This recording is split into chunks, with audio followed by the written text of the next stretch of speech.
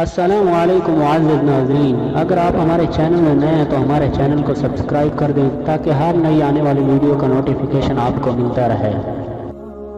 حضرت ام سلمہ رضی اللہ تعالی عنہ سے روایت ہے کہ رسول صلی اللہ علیہ وسلم نے ارشاد فرمایا، بے شک میں ایک انسان ہوں اور تم میرے پاس جھگڑے لے کر آتے ہو، اور ہو سکتا ہے کہ تم میں سے بعض اپنی دلیل پیش کرنے میں دوسرے سے زیادہ چرب زبان ہوں، بس میں جو کچھ سنوں اس کے مطابق اس کے حق میں فیصلہ کر دوں۔ بس جس شخص کے لیے اس کے بھائی کے حصے کا فیصلہ کر دوں تو بے شک میں اس کے لیے جہنم کی آگ کا ایک ٹکڑا کاٹ کر دے رہا ہوں۔ دوسری حدیث یہ ہے کہ حضرت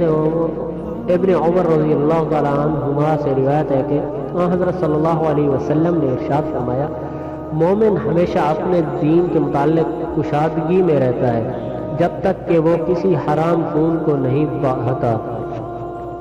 اور تیسری حدیث یہ ہے کہ حضرت خولہ بنت عامر انصاریہ رضی اللہ تعالیٰ عنہ سے روایت ہے کہ یہ حضرت حمزہ رضی اللہ تعالیٰ عنہ کی زوجہ محترمہ ہے کہ میں نے حضرت صلی اللہ علیہ وسلم کو فرماتے سنا کہ کچھ لوگ اللہ تعالیٰ کے مال میں ناجائز تصرف کرتے ہیں، پھر بس ایسے لوگوں کے لیے قیامت کے دن آگ ہے۔